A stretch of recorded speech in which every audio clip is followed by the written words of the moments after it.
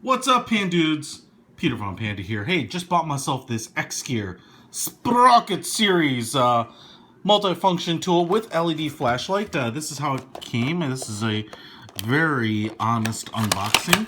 This comes in a variety of different colors, so if you like your aluminum anodized in any particular color, I presume you could get it. Well, one, I presume it's anodized, but it may not be. Certainly looks like it. Yeah, that are fairly decent paint. Got it because it was pretty inexpensive. I think they came in a red and a silver. And you can see all the tools fanned out here. It's not super huge, but it's a really nice size. I've gotten multi-tools in the past, which have been really small, kind of not unusable, but much smaller than kind of the size tool you would want to use for kind of anything. But they are certainly better than nothing. And I've had multi-tools that are really big.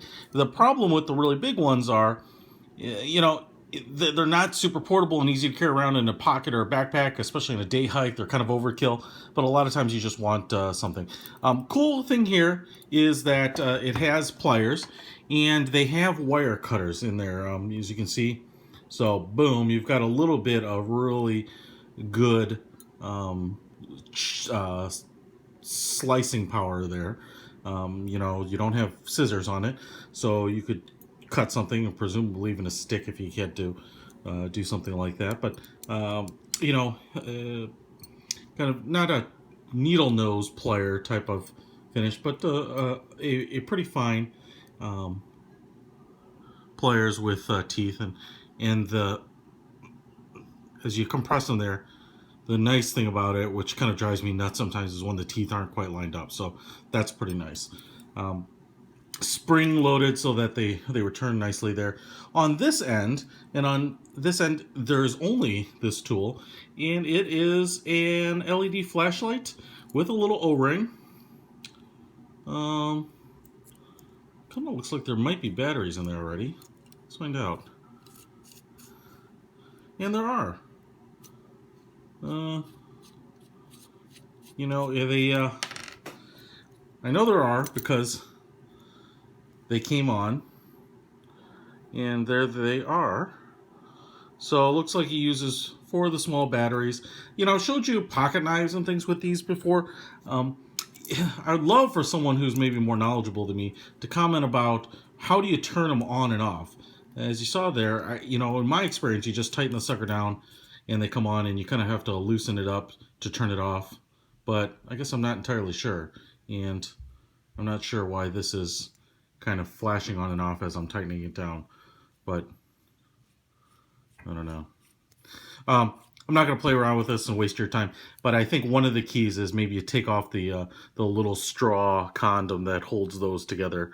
But anyway, there are batteries, which is actually really nice because it's kind of hard to always find the right batteries for these things, especially when they don't come with them, and you can pull a battery number off of the ones that are there. You do have the stainless steel saw, little saw blade there. It's actually pretty sharp, which is nice. A lot of them are just wide and don't actually have kind of like a blade-like edge. So this is going to be pretty good. It's pretty small, so you're going to use it on mostly stick things, so you're going to want a little bit more of a blade-like edge. You have a flathead screwdriver right there, and a bottle opener. A lot of people overlook the flathead screwdriver because they just see the bottle opener.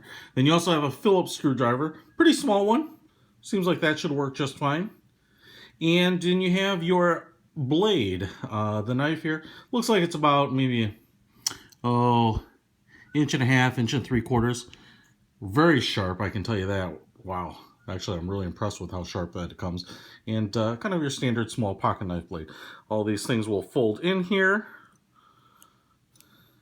as well as the flashlight up here. And then you pull these 2 parts around. Looks like there's a nice, fairly nice plastic polymer spacer that kind of ties the 2 aluminum halves together. these nice little rivets, and you press it together, and you get this, you know, nice, compact, easily grippable multi-tool. You know, it's kind of interesting that the inside here doesn't completely close the gap. Some of them do, but you know, the reason is because if they put the kind of this nice radius to comfortable edge, it's going to be much easier on your hand as you're using the tool.